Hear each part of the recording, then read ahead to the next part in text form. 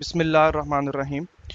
Welcome guys. आज हम start कर रहे हैं अपना 70-412 configuring advance Windows server 2012 services.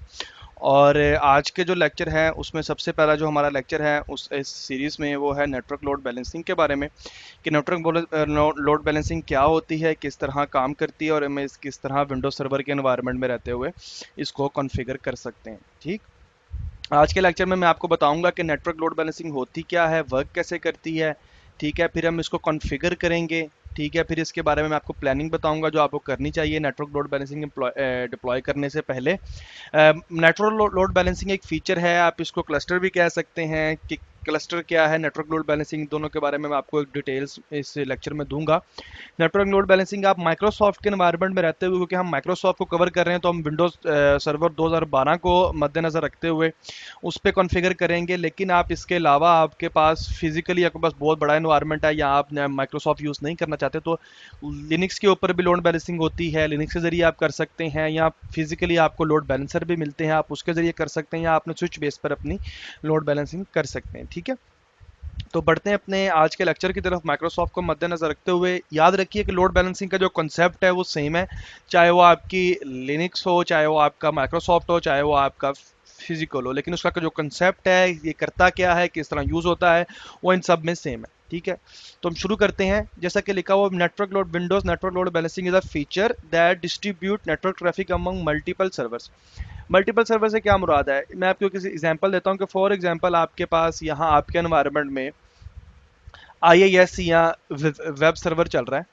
ठीक है, और जितने भी आपके क्लाइंट्स हैं वो सारे इसको एक्सेस करते हैं। ठीक है, अब क्या हुआ कि जो क्लाइंट्स की रिक्वेस्ट है वो बहुत ज़्यादा हो गई हैं आपके एनवायरनमेंट में, 100 200 हज़ार 2000 के करीब आपकी जो क्लाइंट रिक्वेस्ट है वो चली गई हैं, इतनी वेबसाइट को लोड करते हैं। तो क्या होता है कि अगर ये सर्वर आपका डाउन हो जाता है तो जितने भी यहाँ यूज़र्स होंगे वो इस सर्वर को एक्सेस नहीं कर पाएंगे और आपके लिए आपके एनवायरनमेंट में एक डाउन टाइम आ जाएगा किसी सर्विस का।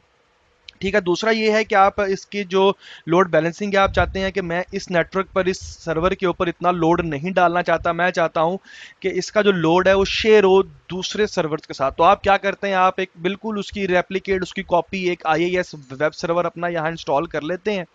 ठीक है, एक और सर्वर पर, और अपने क्लाइंट और आप विंडोज नेटवर्क लोड बैलेंसिंग का फीचर इनेबल करके आप अपने क्लाइंट्स को बता देते हैं जब जब भी क्लाइंट की रिक्वेस्ट जाएगी उस स्पेसिफिक वेबसाइट के ऊपर, तो वो बैकएंड पे इन दोनों पे ट्रांसलेट हो जाएगी। आइदर वो इस पे जाएगी या फिर वो आपकी इस सर्वर पे ट्रांसलेट हो जाएगी। इस केस में क्या होगा कि अगर आपका एक सर्वर डाउन भी होता है किसी वजह से, तो आपका दूसरा सर्वर अप रहेगा और आपके पास किसी किस्म का डाउन टाइम नहीं आएगा। और दूसरा, आपकी जो ट्रैफिक है वो इक्वली आप डिस्ट्रीब्यूट कर सकते हैं। इसके बारे में हम आगे जाके पढ़ते हैं कि इसके वो जो वेट क्या होता है, कि आप इक्वल डिस्ट्रीब्यूट करना चाहते हैं, किसी को बैकएंड पर रखना चाहते हैं कि जब वो फेल हो तभी आए, या डिफरेंट फीचर्स क्या हैं इसके। ठीक है, तो ये आपका सिर्फ बेसिक कॉन्सेप्ट है। तो अमंग डिफरेंट सर्वर वो वर्चुअल मशीन्स हो सकती हैं आपकी विद इन अ क्लस्टर। ठीक है, क्योंकि आप नेटवर्क लोड बैलेंसिंग बनाने के लिए एक क्लस्टर बनाते हैं। ठीक है, उस क्लस्टर के अंदर आप बताते हैं कि आपके पास कौन कौन से सर्वर हैं, और ठीक है आप इसके जरिए अवॉइड करते हैं overloading any one host and improve performance. Performance भी आपकी जारी बात है इंप्रूव होगी। अगर कोई इस सर्वर पे लोड ज़्यादा है तो जारी बात है ये 5-10 मिनट किसी चीज़ को अगर लोड करने में लेता है, या 2 मिनट लेता है, या 1 मिनट लेता है, तो अगर आपके पास मल्टीपल सर्वर होंगे तो जो आपकी जो ट्रैफिक है वो ज़रा डिस्ट्रीब्यूट हो जाएगी और इसकी जो परफॉर्मेंस है वो भी इंप्रूव होगी, क्योंकि इस पर ट्रैफिक या लोड कम होगा। The network load balancing feature use TCP IP networking, जो हम TCP IP कॉन्फ़िगर करते हैं, ये इसको यूज़ करता है और उसके ज़रिए डिफरेंट होस्ट को कॉन्फ़िगर करके उनके ऊपर जो ट्रैफिक है वो राउट करता है। ठीक है, जब आप किसी दो सर्वर या मल्टीपल सर्वर को किसी क्लस्टर में ऐड कर देते हैं तो एक heartbeat message that is send at regular interval by one computer on network load balancing cluster और server clustered another computer within the cluster to detect communication failure. जब आप क्लस्टर कॉन्फ़िगर करते हैं, जो आपका ये जो लोड बैलेंसर है ये इन दोनों पे हार्ट बीट की एक रिक्वेस्ट भेजता रहता है विद इंटरवल ऑफ टाइम कि मुझे अपना रिस्पॉन्स दो, क्या तुम अप हो, क्या तुम डाउन हो, तुम्हारा स्टेटस क्या है। तो वो सर्वर इसे टाइम बाय टाइम रिस्पॉन्स करता रहता है। इन केस अगर एक सर्वर यहाँ से डाउन हो जाता है तो आपके जो क्लस्टर कॉन्फ़िगरेशन है वहाँ आपके पास डाउन आ जाएगा, वो रेड हो जाएगा और वो कहेगा कि आपका ये सर्वर इस टाइम कम्युनिकेट नहीं कर पा रहा, और आपको एक वार्निंग जनरेट करेगा और सारी ट्रैफिक को आपके इस सर्वर पे शिफ्ट कर देगा। ठीक है, अच्छा, हम पहली बात फिर आती है जेन में कि हम load balancer network load balancer लगाते क्यों हैं। तो इसके लिए दो पॉइंट हैं, स्केलेबिलिटी और हाई अवेलेबिलिटी। स्केलेबल आप अपने नेटवर्क को बनाना चाहते हैं कि आपकी जो परफॉर्मेंस है वो हाई हो। नेटवर्क लोड बैलेंस के performance of a server based program such as web server हो सकता है, वो आपका सर्टिफिकेट सर्वर हो सकता है, वो आपका कोई कोई भी सर्वर हो सकता है। ये डिपेंड करता है कि आप किस चीज़ की लोड बैलेंसिंग करना चाह रहे हैं। ठीक है, by distributing its client request across multiple server, SQL की कर सकते हैं आप लोड बैलेंसिंग, एसक्यूएल सर्वर की डिफरेंट चीज़ की। As traffic increase additional server can be added the cluster with up to 30 server. एक क्लस्टर में अप टू 30 सर्वर्स ऐड हो सकते हैं। 32 सर्वर से ज़्यादा आप किसी एक क्लस्टर में ऐड नहीं कर सकते। ओके, दूसरा हाई अवेलेबिलिटी रहती है। हाई अवेलेबिलिटी का मतलब जो मैं बता चुका हूँ आपको कि अगर आपका एक सर्वर डाउन होता है तो ये ऑटोमेटिकली डिटेक्ट करेगा उसके फेलियर को। ठीक है, और आपको जो जितनी भी ट्रैफिक है वो आपके जितने रिमेनिंग सर्वर रह गए हैं, चाहे वो 5 हो 10 हो एक ही हो, और रिमेनिंग सर्वर पे विद इन द 10 सेकेंड जितने भी यूजर्स हैं उनको वहां कनेक्ट करवाना शुरू कर देता है।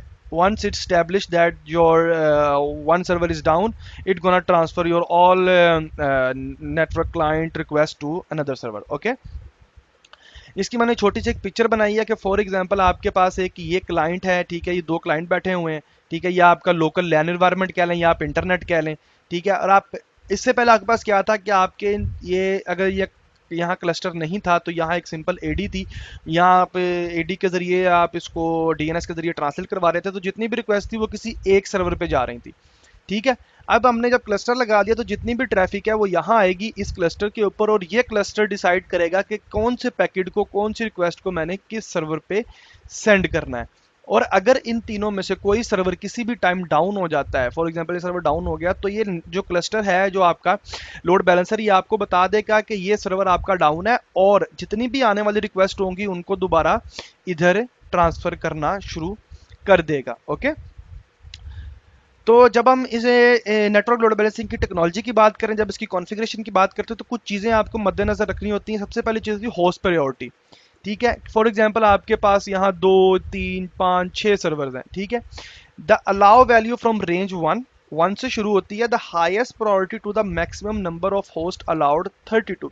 आपकी रेंज 1 से 32 तक होती है कि 32 सर्वर्स हो सकते हैं। तो आप किसी भी सर्वर का नंबर डिसाइड कर सकते हैं कि ये मेरी फर्स्ट प्रायोरिटी है, ये मेरा फर्स्ट सर्वर है, ये मेरी सेकंड प्रायोरिटी है कि अगर ये सर्वर डाउन होता है तो ट्रैफिक इस सर्वर पर आए, या जितनी भी ट्रैफिक आ रही है वो सबसे पहले इस पे आए। अगर ये रिक्वेस्ट नहीं ले पा रहा, बिजी हो गया, तो इस पे जाए दूसरे पे, और फिर जो दूसरा बिजी हो गया तो ट्रैफिक मेरी तीसरे पे जाए। इस तरह आप इसकी होस्ट की जो प्रायोरिटीज़ हैं आप उसको सेट कर सकते हैं। पोर्ट रूल्स आप लगाएंगे क्योंकि जाहिर बात है जब आप क्लस्टर बनाएंगे तो आपको बताना पड़ेगा कि ये जो ट्रैफिक है जो आ रही है ये किस पोर्ट पे आ रही है। अगर हम वेब सर्वर की बात करें तो वेब सर्वर की दो पोर्ट होती हैं, पोर्ट 80, ठीक है, और 443। आप बता सकते हैं कि अगर इस आईपी पे, जो आपके क्लस्टर का आईपी है, उस आईपी पे फॉर एग्जांपल क्लस्टर का आईपी 10.1.1.1 है, अगर इस आईपी पर पोर्ट 80 की या 443 की रिक्वेस्ट आए तो आपने इसको यहां से ट्रांसफर कर देना है, इसको आगे राउट कर देना है इन सर्वर्स के ऊपर। और अगर इसके अलावा आए कोई ट्रैफिक तो आपने एक्सेप्ट नहीं करनी। आप ये लगा सकते हैं या आप तमाम डोमेन तमाम पोर्ट्स को अलाउ कर सकते हैं, लेकिन बेहतर यही है प्रैक्टिस के लिए भी, प्रैक्टिकल के लिए भी, आप कि आप जो सर्विस चला रहे हैं आप उसकी पोर्ट ही डिफाइन करें, कोई और पोर्ट उस पर डिफाइन ना करें। ठीक है, और तीसरी इसकी चीज होती है एफिनिटी। ठीक है, for network load balancing that method use to associate client request to cluster host.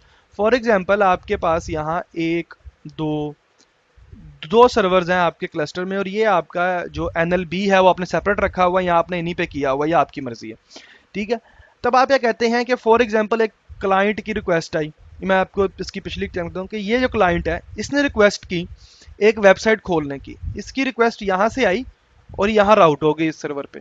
अब यह किया, इस बंदे ने लॉगिन किया इस वेबसाइट के ऊपर, और लॉगिन करने के बाद थोड़ा काम कर रहा था, लेकिन थोड़ी देर के लिए इंटरनेट डाउन हुआ या इसने रिफ्रेश किया अपने वेब सर्वर को, तो क्या होगा अगर एफिनिटी रूल नहीं है, ठीक है, अगर आपने कॉन्फ़िगर नहीं किया हुआ, तो क्या करेगा ये दोबारा इसकी रिक्वेस्ट को कोई प्रायोरिटी दिए बगैर, कोई चीज चेक किए बगैर इसको किसी और सर्वर पर राउट कर देगा। उससे क्या नुकसान होगा? उससे नुकसान ये होगा कि वो जो भी काम कर रहा था वो डिस्कार्ड हो जाएगा और वो उसको कभी मिलेगा नहीं।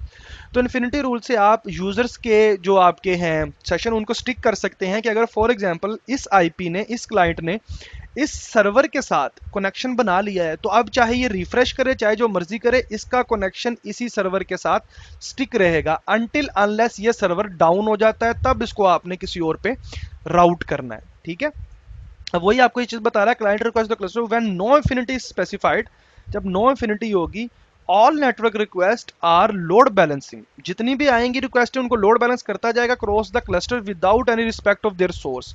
उसको कोई वो उसकी किसी चीज की उसके पास कोई तमीज नहीं होगी कि ये कहाँ से आया है, ये पहले काम कर रहा था कि नहीं, इसका सेशन बना हुआ था कि नहीं, वो जो भी रिक्वेस्ट आती जाएगी, जब इन्फिनिटी इन्फिनिटी कॉन्फ़िगर नहीं है वो उसको किसी और सर्वर पे फेंकता जाएगा।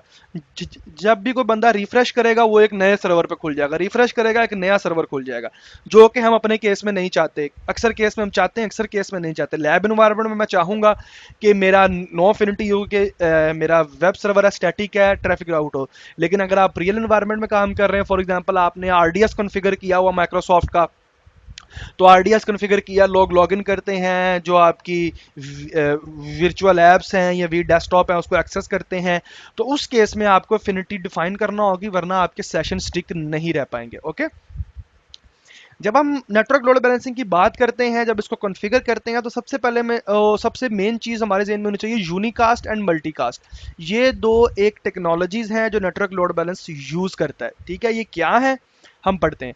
Network load balancing require at least one network adopter, जाहिर बात है एक नेटवर्क अडॉप्टर होगा तो ही वो मशीन पे बात कर पाएगा डिफरेंट से, and different host in a cluster can have different number of adapters. ठीक है, कि मेरा फॉर एग्जांपल ये एक सर्वर था, ये दो था, इसके ऊपर भी दो अडॉप्टर लगे हुए हैं, इसके ऊपर भी दो अडॉप्टर लगे हुए हैं, इस पे तीन लगे हुए हैं, ये कोई मसला नहीं है। ठीक है, but all must use the same network IP transmission mode, either unicast और मल्टीकास्ट। लेकिन इन सब के लिए इनको जो कॉन्फ़िगरेशन होगी वो इन दोनों की, अगर ये मैं दोनों क्लस्टर में ऐड कर रहा हूँ, तो इन दोनों की जो कॉन्फ़िगरेशन होगी वो या यूनिकास्ट रहेगी या मल्टीकास्ट रहेगी। यूनिकास्ट क्या करता है, यूनिकास्ट इसका डिफॉल्ट मोड है। When you enable unicast support, the unicast mode change the cluster adapter MAC address. जाहिर बात है आप एक कॉन्फ़िगर करेंगे कि ये मेरा जो क्लस्टर का अडॉप्टर है, ठीक है, जो इसका जो मैक एड्रेस होगा ना, क्लस्टर का जो मैक एड्रेस होगा, वो कह रहा है कि cluster MAC address, this cluster address is the same MAC address that is used on all cluster host. वो यही मैक एड्रेस इस सर्वर के ऊपर भी असाइन कर देगा। ठीक है, और एक वर्चुअल बना लेगा इसका मैक एड्रेस, और वो वर्चुअल मैक एड्रेस इस पे भी असाइन कर देगा। तो क्या होगा, आपके पास आपके क्लस्टर का एक ही मैक एड्रेस हो जाएगा दोनों का। ठीक है, और जिसका जो फिजिकल मैक एड्रेस होगा उससे आप उसके बाद इसको एक्सेस नहीं कर सकते। ठीक है, जैसे लिखा हुआ when this change this moon client can no longer address the cluster adapter by its original MAC address, वो हाइड हो जाएगा। लेकिन जो मल्टीकास्ट सपोर्ट होती है उसमें यह करता है कि add a multicast MAC access to the cluster adapter on all the server at the same time the cluster adapter retain their original MAC address. वो क्या करेगा कि वो इन दोनों के ओरिजिनल मैक एड्रेस भी रखेगा, ठीक है, और इन दोनों पे एक एक और मैक एड्रेस भी साइन कर देगा जो कि एज अ क्लस्टर ये यूज करेगा। तो ये डिफरेंट है आपके यूनिकास्ट में और मल्टीकास्ट में। ये आपको आपने इन्वायरमेंट के हिसाब से देखना है, स्विचिंग के हिसाब से देखना है, नेटवर्किंग के हिसाब से देखना है हम क्या कर रहे हैं। हमारे इन्वायरमेंट में मेरे ख्याल में हम लैब इन्वायरमेंट है तो यूनिकास्ट पे ही गौर करेंगे और यूनिकास्ट को ही हम कॉन्फ़िगर कर रहे होंगे। ठीक है, तो अब चलते हैं अपनी लैब की तरफ। लैब में मैं क्या करूंगा, लैब में मैं दो बनाऊंगा आईएएस सर्वर अपने। ठीक है, आईएएस वेब सर्वर का जो रोल है वो सिंपल मैं इंस्टॉल करूंगा अपने दोनों सर्वर्स के ऊपर। ठीक है, और मैं कोशिश करूंगा कि मैं उसकी भी आपको रिकॉर्डिंग दे दूं ताकि आपका आईएएस भी हो जाए कवर इसके अंदर ही। आईएएस के जो फीचर्स हैं वो मैं दोनों सर्वर पे ऐड करूंगा। एक मेरे पास विंडो 7 या विंडो 10 की क्लाइंट मशीन होगी। ठीक है, और फिर मैं अपने इन दोनों के लिए एक क्लस्टर बनाऊंगा और इसका एक वर्चुअल आईपी दूंगा, और फिर इस वर्चुअल आईपी को मैं अपने क्लाइंट से हिट करूंगा और मैं देखूंगा कि क्या मेरी ट्रैफिक दोनों सर्वर पे राउट हो रही है कि नहीं। ठीक है, तो बढ़ते हैं अपनी लैब की तरफ, और लैब में सबसे पहले हम अपने जो सर्वर्स हैं उनको रेडी करते हैं एनएलबी कॉन्फ़िगरेशन के लिए। ओके गाइस, सॉरी, हम लैब में आ चुके हैं और सबसे पहले हम क्या करेंगे, हम सबसे पहले अपना आईएएस का रोल इंस्टॉल करेंगे इन दोनों सर्वर्स के ऊपर।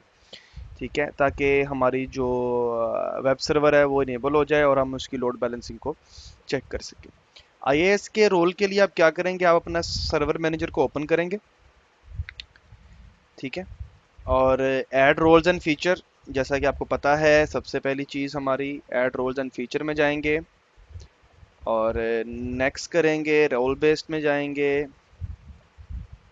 नेक्स्ट करेंगे, इसी सर्वर पे कर रहा हूँ। यहाँ से हम चूज़ करेंगे अपना वेब सर्वर IIS रोल, और ये मेरे ख्याल में इंस्टॉल्ड है। इसको वेरीफाई करने के लिए हम क्या कर सकते हैं, आई डोंट थिंक सो ये इंस्टॉल्ड है, शायद किसी चीज़ के साथ ये इंस्टॉल्ड हो गया हो। Two two two two two two two. और इसको चेक करने के लिए मैं क्या करता हूँ, मैं अपने इस सर्वर को as a local host access करता हूँ HTTP पे, और इसके ऊपर भी हम यही काम करते हैं।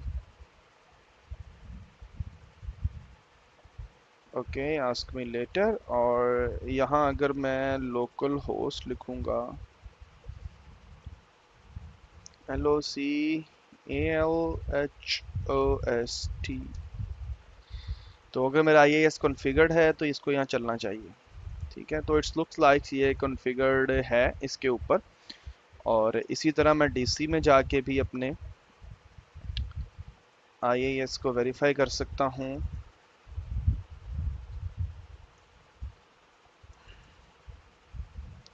लोकल होस्ट पे, लोकल होस्ट का मतलब है कि इसी सर्वर पे रहे, या मैं इसका IP भी दे सकता हूँ।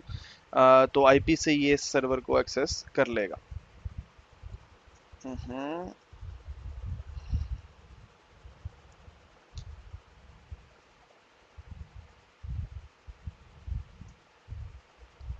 ओके, हम इसको ऐड करते हैं, क्लोज करते हैं। तो इस पे मेरे ख्याल में ये इंस्टॉल नहीं है, इस पे हमें इसको करना पड़ेगा। नेक्स्ट करेंगे, नेक्स्ट करेंगे, नेक्स्ट करेंगे, और ये देखें इस पे इंस्टॉल नहीं है वेब सर्वर का फीचर इंस्टॉल करके। ठीक है, ऐड रिक्वायर्ड फीचर, और नेक्स्ट करके हम सिंपल इसको इंस्टॉल कर देते हैं। ठीक है, ये इंस्टॉल होता है, वापस आते हैं, वापस आके जैसे ही इंस्टॉल होता है तो हम इसकी नेक्स्ट कॉन्फ़िगरेशन देखते हैं कि उसके बाद इसके साथ हम कैसा बिहेव करेंगे। ओके, तब तक वो इंस्टॉल हो रहा है, तो तब तक मैं कहा एक और चीज़ कर लें। देखें, ये आपका पेज है आपके पास पीछे, ये स्टैटिक है। ठीक है, इससे मुझे पता नहीं चल रहा मैं किस सर्वर को एक्सेस कर रहा हूँ। तो अपने सी में जाएं, जब ये इंस्टॉल हो जाए iNet pub में जाएं, www में जाएं, ये फाइल है जो ये लोड कर रहा है। ठीक है, अगर इस फाइल को मैं एडिट करूँगा और पेंट में खोलूँगा, तो मैं चाह रहा हूँ कि मैं यहाँ एक बड़ा सारा यहाँ लिख दूँ, और सॉरी ए यहाँ मैं लिखना चाह रहा हूँ इसके ऊपर सेकंड IIS सर्वर। ठीक है, अब इसका मैं साइज इंक्रीज कर देता हूँ, बोल्ड कर देता हूँ इसको, और इसको मैं एक डोमिनेटिंग सा कलर दे देते हैं, आई थिंक ब्लैक ही ठीक है। और मैं इसको सेव कर देता हूँ, क्लोज करता हूँ, और अब मैं जब ये पेज रिफ्रेश करूँगा तो देखिए मेरे पास सेकंड IIS सर्वर इसके ऊपर लिखा आ रहा है। ठीक है, इसका मतलब, अच्छा, इसको आप आईपी से भी एक्सेस कर सकते हैं अगर मुझे इसका आईपी पता हो, या आप नेम से, अगर आपने अपने डीएनएस के अंदर इसकी वो एंट्री डाली हुई है तो आप वहाँ से भी इसको एक्सेस कर सकते हैं। अभी मेरे पास 10.10 का आईपी है, मैं अपने 20 वाली जो सीरीज़ है उसको डिसेबल कर देता हूँ, क्योंकि ये हमने मेरे ख्याल में उसके लिए की थी, अपने डायरेक्ट एक्सेस के लिए। तो अभी फ़िलहाल हम उसको डिसेबल कर देते हैं एक्सटर्नल वाले को, क्योंकि अभी हमें इस केस में उसकी ज़रूरत नहीं है। ओके, तो मेरे पास 10.10.5 इसका आईपी है। अगर मैं इसको 10.10.10.5 से एक्सेस करूं तो भी ये एक्सेस हो रहा है। ठीक है, इसी तरह अगर मैं इस डीसी पे जाके अपने उस सर्वर को एक्सेस करना चाहूं, और हालांकि मैंने कोई नेम रेजोल्यूशन अभी नहीं कराई, 10.10.5 को एक्सेस करूंगा तो ये देखें मेरे पास सेकंड सर्वर को ओपन कर दिया उसने, इसका IIS। ठीक है, अब इसको आईपी से एक्सेस कर सकते हैं, या आप इसका नेम दे सकते हैं कि www.myweb.com लिख के इसका 10.10.10.5 उसमें ऐड कर दें, तो ये नेम से रिजॉल्व होना शुरू हो जाएगा। सॉरी, लेकिन हमारे केस में हम अपनी नेम रेजोल्यूशन आईपी के अगेंस्ट नहीं करवाएंगे, हम अपने एनएलबी के जरिए करवाएंगे। ठीक है, तो एनएलबी के लिए क्या जरूरी है, अभी मैं इसको मिनिमाइज कर रहा हूँ, ये इंस्टॉल हो रहा है हमारे दूसरे सर्वर पे IIS। तो हम चलते हैं अपने सेकंड सर्वर पे। ठीक है, और इसके ऊपर सबसे पहले आपने क्या करना है, आपने एनएलबी का फीचर इंस्टॉल करना है। ठीक है, जिस जिस सर्वर पे आपने एनएलबी की कॉन्फ़िगरेशन करनी है उसके ऊपर आपको इसका फीचर इंस्टॉल करना पड़ेगा। तो मैं अभी नेक्स्ट कर रहा हूँ, इसको नेक्स्ट कर रहा हूँ, और यहाँ आप इस फीचर में लोकेट करें नेटवर्क लोड बैलेंसिंग। ठीक है, इस पर क्लिक करूँगा नेटवर्क लोड बैलेंसिंग में मैं, और एड रिक्वायर्ड फीचर्स जो भी हैं इसके वो करके मैं इसको नेक्स्ट करके अगर रीस्टार्ट रिक्वायर्ड है तो मैं कहता हूँ कि ऑटोमेटिकली इसको रीस्टार्ट कर दे, और मैं इसको इंस्टॉल कर रहा हूँ। तो अभी इंस्टॉल होता है और उतनी देर में मेरे ख्याल में ये आईएएस भी हो जाएगा। तो अब वापस आते हैं, जब आईएएस होता है इसके बाद मैं क्या करने वाला हूँ, मैं यही स्टेप जो मैंने यहाँ किया है अपने नेटवर्क लोड बैलेंसिंग का फीचर इंस्टॉल करने का, वही स्टेप मैं यहाँ करूँगा। और जब दोनों पे एनएलबी का फीचर इंस्टॉल हो जाएगा तब हम इसकी कॉन्फ़िगरेशन स्टार्ट करेंगे कि इसकी कॉन्फ़िगरेशन को कैसे किया जाता है। ओके। ओके गाइस, हमारी जो इंस्टॉलेशन है हमारे एनएलपी फीचर की वो एक सर्वर पर कंप्लीट हो चुकी है, और तब तक मैं दूसरे सर्वर पे भी इंस्टॉल कर रहा हूँ। और मीनवाइल मैंने एक चीज़ आपको दिखानी थी, ये देखें लोकल होस्ट पे भी मैंने चेंज कर दिया फर्स्ट सर्वर, और अगर आईपी से मैं इस सर्वर को एक्सेस कर रहा हूँ तो ये मेरा सेकंड सर्वर है, और उसके ऊपर जैसा कि वो पता है कि हमने लिखा हुआ है कि सेकंड सर्वर की आईआईएस की कॉन्फ़िगरेशन ये लिखी हुई है। ओके। और बैकग्राउंड में मेरे ख्याल में हमारे पास इस सर्वर पे भी एनएलबी का फीचर इंस्टॉल हो चुका है। ठीक है, तो अभी मैं इसको कर रहा हूँ क्लोज। क्लोज करके हम जाएंगे सबसे पहले अपने नेटवर्क लोड सॉरी क्या कहते हैं उसे, आईपी कॉन्फ़िगरेशन में चलते हैं। और आईपी कॉन्फ़िगरेशन में हम देखते हैं कि हमारे आईपी की कॉन्फ़िगर क्या है, और उसके बाद हम अपना नेटवर्क लोड बैलेंसिंग को कॉन्फ़िगर करना स्टार्ट करते हैं। तो सबसे पहले मैं आईपी में जाऊंगा और देखूंगा कि मेरे पास इस पे कितने अडॉप्टर हैं, क्योंकि मुझे मेक श्योर करना है कि अभी लैब इन्वायरमेंट में तो मेरे पास एक ही हो। और जैसा कि इसमें कोई कबाहत नहीं है, आप दो तीन जितने चाहे लैन अडॉप्टर यूज़ कर सकते हैं, बल्कि अच्छी बात है, आपकी स्केलेबिलिटी बढ़ेगी, अवेलेबिलिटी बढ़ेगी। ठीक है, और अभी मेरे पास इसके ऊपर एक ही अडॉप्टर है मेरे डोमेन कंट्रोलर के ऊपर, और इसके ऊपर मैंने वेब सर्वर का कॉन्फ़िगर किया है, तो 10.10.1 है इसका आईपी, और दूसरे का आईपी है 10.10.5। ओके। तो अभी हम चलेंगे अपने इसके अंदर, और यहाँ से हम चलते हैं आपके क्या कहते हैं उसे, नेटवर्क लोड बैलेंसिंग में स्टार्ट में जाएं, इसके अंदर आप एक्सपैंड करें इसको, और नेटवर्क लोड बैलेंसिंग मैनेजर को ओपन करें। आप किसी भी सर्वर पे ओपन कर सकते हैं। ठीक है, देखिए अभी इसके ऊपर कोई भी क्लस्टर कॉन्फ़िगर नहीं है, और हमें क्या करना है, क्लस्टर कॉन्फ़िगर करना है। ओके, तो हम क्या करेंगे, इसको राइट क्लिक करेंगे, न्यू क्लस्टर पे क्लिक करेंगे, और न्यू क्लस्टर बनाने के लिए मैं अपने जो मेरा एक लैन लैन का जो मेरा आईपी है उसको कहता हूँ मैं 10.10.1 होगा, डिटेक्ट करवाता हूँ, और उसने डिटेक्ट कर लिया कि इथरनेट 0 पे ये आईपी असाइन है। ओके, मैं नेक्स्ट करता हूँ, और मैं यहाँ मुझे कहता है कि अगर इसके अलावा तुमने कोई ऐड करना है इसके अंदर, क्या कहते हैं, सर्वर आप वहाँ ऐड कर सकते हैं, लेकिन मैं यहाँ नहीं करूँगा, मैं इसको बाद में ऐड करूँगा आपके लिए। और यहाँ ये बता रहा है कि इनिशियल होस्ट स्टेटेड क्या है, स्टार्टेड है, स्टॉप्ड है, सस्पेंडेड है, तो स्टार्टेड है। ठीक है, मैं इसको नेक्स्ट करता हूँ। अब यहाँ ये पूछ रहा है क्लस्टर आईपी एड्रेस, वो आईपी एड्रेस जो कि एक वर्चुअल आईपी एड्रेस होगा, और उस वर्चुअल आईपी एड्रेस पे तमाम ट्रैफिक आएगी, और फिर आगे वो डिवाइड होगी इन दोनों सर्वर्स पे। ओके, तो मैं इसका जो क्लस्टर का वर्चुअल आईपी है वो मैं दे रहा हूँ 10.10.10. क्या दें इसको, 105 दे देते हैं। ठीक है, और ओके करता हूँ इसको, मैंने अपना क्लस्टर का वर्चुअल आईपी दे दिया, मैं नेक्स्ट करता हूँ, और ये मुझे पूछ रहा है ओके 105 है, इसका नेम क्या होगा। ठीक है, मैं इसका नेम देता हूँ माई वेब। ठीक है, ये माई वेब होगा, और माई वेब को हम आगे जाके उसके अंदर करवा लेंगे। यहाँ ये मोड पूछ रहा है यूनिकास्ट है, मल्टीकास्ट है, आईजीएमपी मल्टीकास्ट। आईजीएमपी के लिए ये एक आपके हार्डवेयर लेवल का फीचर है, उसके लिए आपको हार्डवेयर लेवल की डिपेंडेंसी होती है, इसलिए आपको अवेलेबल नहीं है इस वक्त, क्योंकि मेरे पास वो इन्वायरमेंट अभी मौजूद नहीं है। ओके, तो मैं इस पे देखें, जैसे ही मैं देखें यूनिकास्ट और मल्टीकास्ट कर रहा हूँ, ये देखें इसके जो मैक एड्रेस हैं वो चेंज हो रहे हैं। ठीक है, ये मैक एड्रेस आप देख रहे हैं कि ये चेंज कर देता है। अगर मैं यही आपको आपके सीएमडी में गेट मैक की कमांड चलाएं, ठीक है, तो ये आपको अभी जो आपका मैक एड्रेस इसके अगेंस्ट दिया वो बता देगा 00 से स्टार्ट होता है। ठीक है, और यहाँ आप देखें कि ये मैक एड्रेस 00 से स्टार्ट नहीं होता, ये डिफरेंट मैक एड्रेस है। ओके, तो ये है फर्क कि क्योंकि ये मैक एड्रेस तो साइन करेगा ही करेगा इस आईपी को, लेकिन उस मैक एड्रेस को मैं आपको बता चुका हूँ कि यूनिकास्ट में वो इसको दोनों को साइन कर देगा, और ओरिजिनल को हाइड कर लेगा, और मल्टीकास्ट में वो उसको रहने देगा। अभी इन्वायरमेंट में हम ओरिजिनल भी रहने देते हैं, और इसको एक वर्चुअल मैक भी साइन करते हैं, और हम मल्टीकास्ट पे जाते हैं, नेक्स्ट करते हैं। ठीक है, ये वो सेटिंग है जहां हमें बताना है कि कौन सी पोर्ट पे ट्रैफिक आएगी। हमारे केस में वेब सर्वर है तो हमारी 8080 पोर्ट होगी। ठीक है। और क्लस्टर आईपी एड्रेस ऑल पे क्लिक कर दें। प्रोटोकॉल कौन सा होगा, टीसीपी भी होगा, यूडीपी भी होगा। ओके, अभी मैं ये कर रहा हूँ। फिल्टरिंग मोड, मल्टीपल होस्ट के एक ट्रैफिक एक सर्वर पे आए, उसके बाद रिफ्रेश हो तो दूसरे सर्वर पे चला जाए, मतलब लोड बैलेंस करे। अगर मैं सिंगल होस्ट कर दूंगा इसके ऊपर, तो अगर मैं ये दोनों सर्वर ऐड करूंगा तो ट्रैफिक मेरी फर्स्ट प्रायोरिटी वाले सर्वर पे जाएगी। इन केस वो मेरा डाउन होता है तो ट्रैफिक दूसरे सर्वर पे शिफ्ट होगी।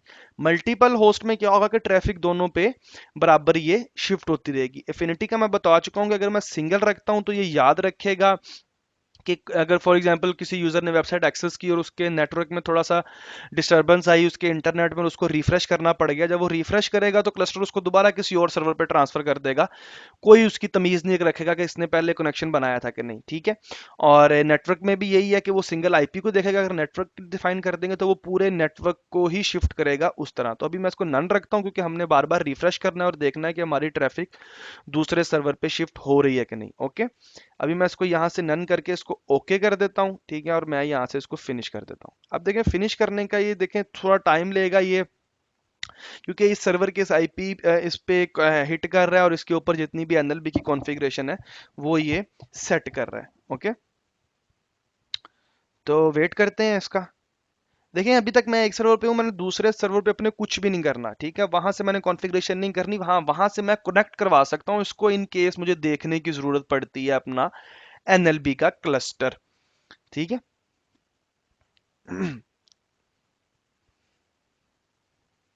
ये थोड़ा टाइम लेता है, मैं अभी इसको वीडियो को पॉज कर रहा हूँ थोड़ी देर के लिए।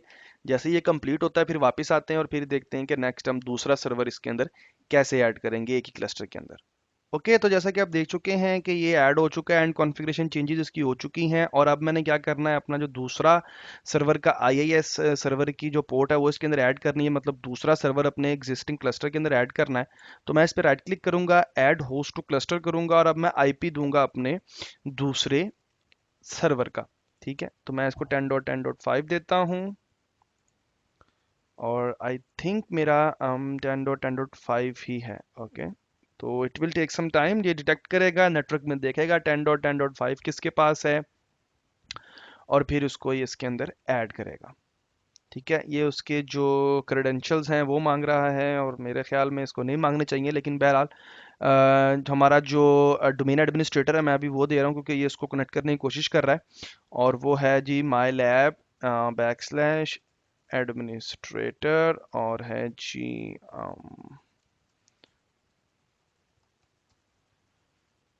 1 2 3 okay, what is happening. Okay, तो ये मैंने आईपी दिया, इसने ये ऐड कर दिया इंटरनल 10.10.5। नेक्स्ट करूंगा, देखें यहाँ मुझसे वो पूछ रहा है प्रायोरिटी कि इसकी प्रायोरिटी क्या है, क्योंकि फर्स्ट की तो उसने दे दी है तो बाय डिफॉल्ट इसकी मैं सेकंड रहने देता हूँ। थर्ड भी कर सकता हूँ, तो थर्ड नंबर पे इसकी प्रायोरिटी सेट हो जाएगी। अगर वन मेरा डाउन होता तो सेकंड के पास जाएगा और फिर उसके बाद थर्ड के पास आएगा। ओके, नेक्स्ट करता हूँ, इसको मैं एडिट करता हूँ। तो यहाँ देखें उसने इसका जो सेटिंग्स है वो डिम है, क्योंकि सेटिंग मैंने क्लस्टर की हुई है कि 8080 पोर्ट होगा, बोथ होगा। और इसका जो वेट है कि कितना वेट ये उठाएगा कितनी रिक्वेस्टों को, तो 50-50 है कि मतलब अगर 20 रिक्वेस्टें आती हैं तो 10 रिक्वेस्टें एक सर्वर पे जाएंगी, 10 दूसरे पे। अगर मैं इसको चेंज कर देता हूँ, 20 कर देता हूँ इसका वेट, तो इसका मतलब 80 रिक्वेस्ट उधर जाएंगी और 50 रिक्वेस्ट मतलब 80 उधर जाएंगी और 20 रिक्वेस्टें इस पे आएंगी। तो अभी मैं इसको इस तरह रहने देता हूँ और इसको मैं यहाँ से फिनिश कर देता हूँ। अब ये भी थोड़ा टाइम लेगा इस पे ऐड करने के अंदर, और तब तक हम क्या करते हैं, हमने सबसे बेहतरीन चेंज ये करना है अपने डीएनएस के अंदर। डीएनएस के अंदर हमने एक एंट्री डालनी है। वो एंट्री हमने क्या डालनी है, वो एंट्री हमने डालनी है अपने फॉरवर्ड लुकअप जोन की, कि अगर my lab dot local right click करके इसके ऊपर मैं होस्ट नेम करूंगा, जो कि याद आपको रखा माई वेब नाम रखा था ना हमने। हम कहते हैं कि माई वेब पे जो भी रिक्वेस्ट आए, www.myweb.mylab.local पे कोई भी रिक्वेस्ट आए तो तुमने उसको ट्रांसफर करना है, उसकी अगेंस्ट आईपी होगा 10.10.105। मतलब 105 पे कोई ट्रैफिक आएगी तो माई वेब ट्रांसलेट हो जाएगा, माई वेब पे कोई आएगी तो ये ट्रांसलेट हो जाएगा। ठीक है, फुली क्वालिफाइड डोमेन नेम। अब जबकि मैंने ये ऐड कर दिया तो मुझे इसको पूरा वेबसाइट बनाने के लिए एक राइट क्लिक करूंगा, मैं सी नेम ऐड करूंगा। सी नेम में क्या करूंगा, www। ठीक है, www सॉरी सीने में इसका ऐड करूंगा, क्या कहते हैं उसको, माई लैब, जो कि हमने भी होस्ट में ऐड कर दिया है, तो इसका हम ऐड करेंगे एलियास सीनेम। ओके, और इस सीनेम में इसका रखता हूँ फॉर एग्जांपल, जैसे फुल्ली क्वालिफाइड डोमेन, मैं यहाँ से अपना बताता हूँ इसको कि फुल्ली क्वालिफाइड डोमेन ये है कि माई वेब डॉट लोकल। ठीक है, सीनेम मैं यहाँ से इसका www.mylab.local कर सकता हूँ। ठीक है, हमारे केस में हमें ज़रूरत नहीं है कि हम mylab.local, माई वेब डॉट माई लैब डॉट लोकल से भी जा सकते हैं। ठीक है, और अगर आप चाहते हैं कि माई वेब डॉट कॉम हो, जो कि आपका एक अच्छा हो सकता है माइंड में आपके, तो उसके लिए हम क्या करेंगे, हम एक न्यू जोन बनाते हैं। ठीक है, और प्राइमरी जोन में हम जाके बनाते हैं माई लैब डॉट कॉम। ठीक है, माई लैब डॉट कॉम बना दिया हमने, और माई लैब डॉट लोकल के अंदर से जो हमने अभी रिकॉर्ड बनाया था माई वेब का, वो हम डिलीट कर देते हैं यहाँ से। और डिलीट करने के बाद हम जाते हैं अपने माई लैब डॉट कॉम में, और माई लैब डॉट कॉम में हम एक न्यू बनाते हैं एलियस, उसके अंदर कहते हैं जी क्या कहते हैं, माई वेब। ठीक है, माई वेब डॉट माई लैब डॉट लोकल पे कोई आएगी तो वो इस आईपी के अगेंस्ट होगी। ठीक है, 105। ठीक है, अब इस केस में क्या हुआ कि अगर हम वेबसाइट पे, इंटरनेट पेज पे लिखेंगे माई वेब डॉट माई लैब डॉट लोकल, तो वो 10.10.105 पे ट्रांसलेट कर देगा। लेकिन अगर आप चाहते हैं कि अगर आपकी ये वेबसाइट www.mylab.local हो जाए, तो आप www लिखें, mylab.com हो गया, और यहाँ से आप जाएं mylab.com में, और इसके अंदर से इसको साइन कर लें। अब क्या होगा, कोई रिक्वेस्ट अगर myweb.mylab.local पे आती है तो भी वो आएगी, और www.mylab पे आती है तो तब भी वो आपके सी नेम पे ट्रांसलेट हो जाएगी। ओके, तो अब हमारी ये कॉन्फ़िगरेशन हो गई है, तो अब हम चलते हैं अपने दूसरे सर्वर के ऊपर और देखते हैं कि वहाँ हमारा जो एनएलबी है वो ऐड हो गया है कि नहीं। ओके, तो ये एक एरर हमारे पास आ रहा है, the interface cluster IP 105 is not added in TCP IP properties. ठीक है, वो ठीक कह रहा है क्योंकि अभी उसके अंदर ऐड नहीं हुआ। तो हम यहाँ जाते हैं अपने दूसरे सर्वर के ऊपर, और इसके अंदर मैं जाता हूँ अपने नेटवर्क लोड बैलेंसर के ऊपर। ठीक है, मैनेजर के ऊपर, और यहाँ से देखें कि ये 105 मैं एडीसी पे ही हूँ। ओके, ओके, क्या हो रहा भाई। ओके, एडीसी को ऐड नहीं कर पा रहा। ओके, तो एडीसी को हमने ऐड करना है। मैं इस पे जाता हूँ और यहाँ से मैं अपने उस सर्वर से जाके ऐड करता हूँ। उसके लोकल को 10.10.10.5 है। कनेक्ट करता हूँ इसको। सॉरी, ये कनेक्ट नहीं होगा क्योंकि मैंने आईपी गलत लिख दिया है इसका। ऐड होस्ट, इस पे क्लिक करेंगे, 10.10.10.5 यही आईपी है इसका। ठीक है, already part of the cluster है, और लेकिन ओके ये इसको कनेक्ट नहीं कर पा रहा। तो अभी हम इसको यहाँ से डिलीट होस्ट कर देते हैं ताकि हमारे पास एक ही होस्ट रह जाए इसके ऊपर, और फिर उसके बाद हम वहाँ दूसरे सर्वर पे जाके ऐड करेंगे इस सर्वर को।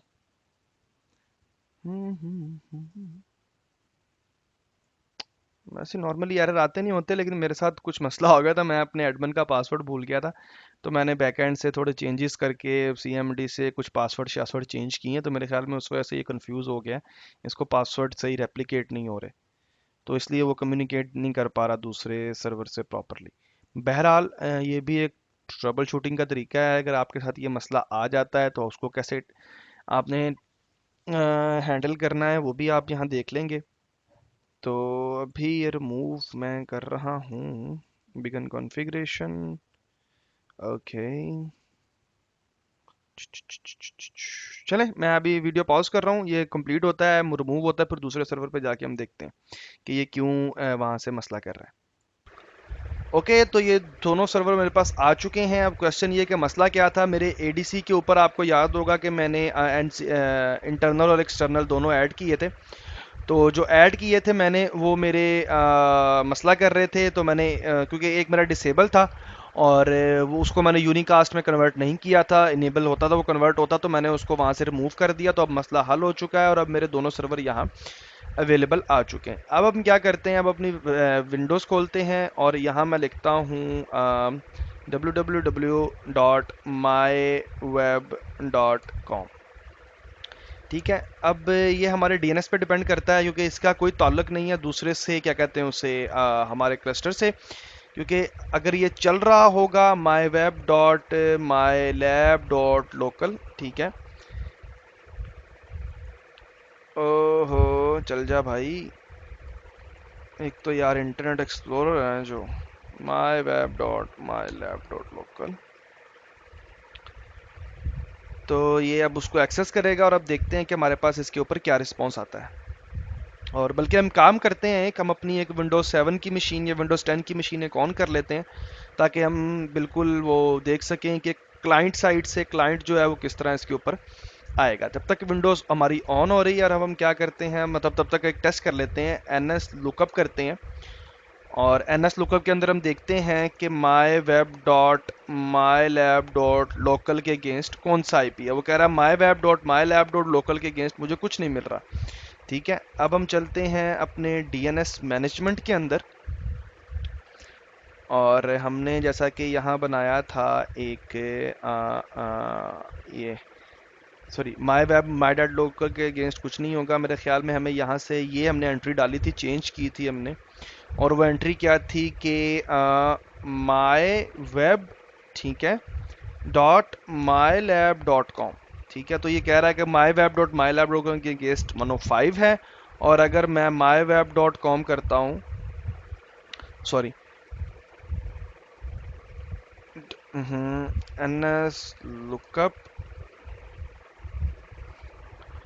और मैं यहाँ से एन एस लुकअप करूँगा डब्ल्यू डब्ल्यू डब्ल्यू डॉट माई वेब डॉट www.myweb.com, तो इसके अगेंस्ट भी हमारे पास कोई एंट्री अभी नहीं आ रही। तो इसका मतलब हमारे पास सिर्फ एक एंट्री आ रही है, वो है हमारी माई वेब डॉट कॉम के अगेंस्ट जो हमने ऐड की थी।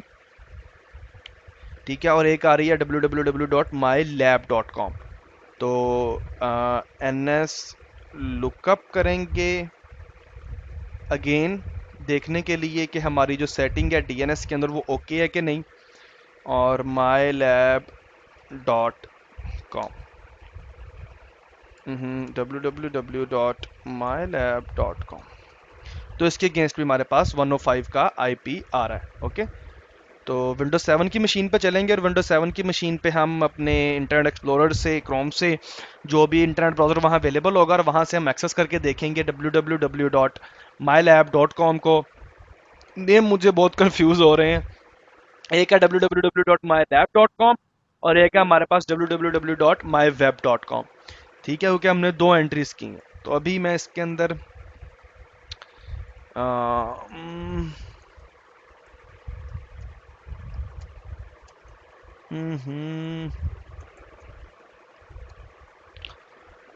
ओके, अभी इसके अंदर लॉगिन करते हैं, और लॉगिन करके हम एक्सेस करते हैं अपनी वेबसाइट को, और देखते हैं कि आया वो दोनों सर्वर पे ट्रांसलेट हो रही है कि नहीं, और दोनों सर्वर पे उसकी ट्रैफिक जा रही है कि नहीं। ओके, तो यहाँ भी हमारे पास इंटरनेट एक्सप्लोरर ही होगा, सबसे सुस्तरीन ब्राउज़र। ओके, और लेकिन मैं आपके लिए इस टाइम बिल्कुल सजेस्ट करूंगा कि इंटरनेट एक्सप्लोरर की बजाय आप क्रोम वगैरह या कुछ और इंस्टॉल करके रखें, क्योंकि मेरे पास तो अभी यहाँ इस वीएम में इंटरनेट मौजूद नहीं है, और अगर मुझे इंटरनेट चलाना है तो मुझे थोड़ा सा मेहनत करनी पड़ेगी, जो कि मैं अभी करने के मूड में नहीं हूँ। तो अभी मैं इसको आस्क मी लेटर करता हूँ, और मैं यहाँ www.mylab.com, ठीक है, यही था ना। ओके, और अब नेक्स्ट के अंदर मैं इसको 10.10.10.105 से भी एक्सेस कर लेता हूँ। तो ये देखें कि 105 से इसको एक्सेस करेंगे तो फर्स्ट सर्वर आया है। इसी को मैं रिफ्रेश करता हूँ, ठीक है।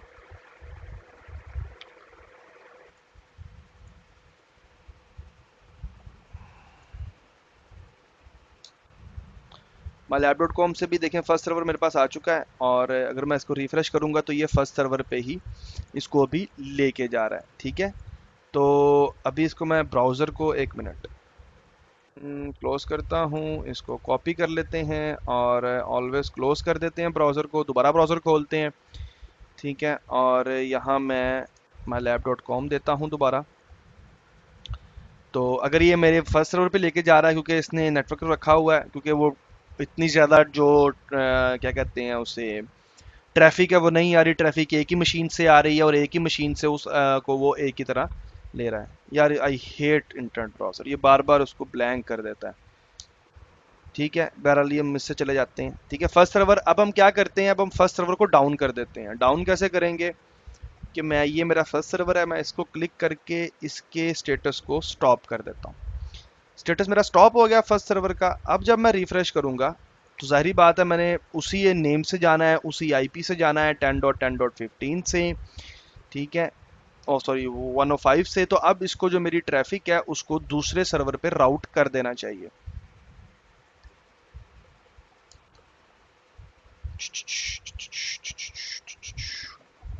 और देखें ये मुझे बता रहा है, रेड स्टेटस है इसका, वो कह रहा है स्टॉप ऑपरेशन ब्ला ब्ला ब्ला, स्टॉप हो चुका है और ये मेरा इनेबल्ड है, इस टाइम चल रहा है। ठीक है, तो ये थोड़ा टाइम लेगा क्योंकि ये ट्रैफिक को वहां शिफ्ट करेगा। हम्म। ठीक है, प्रायोरिटी 2 है, स्टार्टेड है। मैं वैसे ही कॉन्फ़िगरेशन चेक कर रहा हूँ, छेड़ कुछ नहीं रहा है इसके अंदर में। और पोर्ट रूल 8080 है, ओके गुड। इंटरनेट एक्सप्लोरर को भाईजान बंद कर दो और सीएमडी में जाओ, आईपी कॉन्फ़िग करो। ठीक है, क्योंकि ये मेरे मतलब मसला कर रहा है, क्योंकि ये इंटरनेट एक्सप्लोरर है इसलिए मुझे थोड़ा सी काम करना पड़ रहा है। लेकिन यही मेरे पास अगर दूसरे ब्राउज़र होते तो जल्दी हो जाता। फ्लश डीएनएस करूँगा मैं इसका। ठीक है, और इसके बाद मैं अपना दोबारा ये खोलता हूँ, क्या कह लें उसको आप, internet explorer, mighty internet explorer. और मैं अभी हिट करूँगा अपने 10.10.10.5 को ही हिट करूँगा, क्योंकि मुझे उसी पे अपनी ट्रैफिक को लेके जाना है। ठीक है,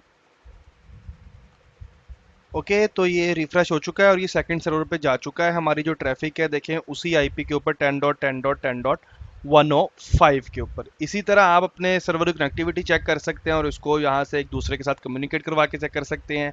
आप डिफरेंट मोड चेक करें, इन्फिनिटी जीरो चेक करें, इन्फिनिटी के साथ सिंगल होस्ट चेक करें, नेटवर्क चेक करें, डिफरेंट लैब इन्वायरमेंट बनाएं और अपनी इस टेस्टिंग को कंप्लीट करें, क्योंकि ये बहुत ज़रूरी चीज़ है। एटलीस्ट आपको नेटवर्क लोड बैलेंसिंग, क्लस्टर की कॉन्फ़िगरेशन और उसकी हैंडलिंग आनी चाहिए, क्योंकि आपको आपके एनवायरनमेंट में बहुत सी चीज़ों के बारे में ये चीज़ कॉन्फ़िगर करनी पड़ सकती है। ओके गाइस, ये तो था आपका आज का लेक्चर।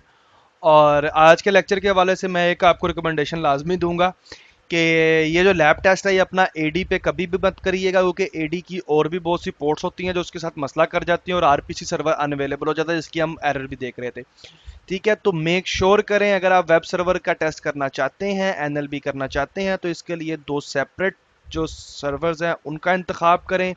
ठीक है, और दो सेपरेट एनवायरनमेंट में करें, ताकि आपका जो एनवायरनमेंट है वो क्लीन रहे और आपकी एक्टिव डायरेक्टरी के उन सर्वर के आपस में कम्युनिकेशन में एटलीस्ट कोई मसला ना हो। ठीक है, तो ये तो था आपका आज का लेक्चर। इंशाल्लाह ताला अब आने वाले लेक्चर में, आने वाले चार जितने भी लेक्चर हैं उनमें हम न्यू चीज़ें पढ़ रहे होंगे। आई थिंक नेक्स्ट लेक्चर में हमने कुछ बैकअप्स के बारे में पढ़ना है कि विंडोज सर्वर्स के बैकअप्स कैसे होते हैं। फिर मेरे ख्याल में कुछ और चीज़ें हैं, और फिर उसके बाद हमारा एक्टिव डायरेक्टरी सर्टिफिकेट है। उसके बाद AD AD site and services हैं, ट्रस्ट एंड रिलेशन है, डिफरेंट साइट कैसे बनती हैं। तो इंशाल्लाह ताला ये चीज़ें हम आने वाले लेक्चर में साथ साथ हम देखते रहेंगे। तो इस लेक्चर का कॉन्फ़िगर करें, इसकी टेस्टिंग करें, कंप्लीट करें, और कोई मसला हो तो आप नीचे कमेंट में मुझसे पूछ सकते हैं। इंशाल्लाह उर्दू आईटी एकेडमी की टीम आपका रिस्पॉन्स करने की पूरी कोशिश करेगी। तो नेक्स्ट लेक्चर तक मुझे दीजिए इजाज़त, अपना ख्याल रखिएगा, अल्लाह हाफिज़।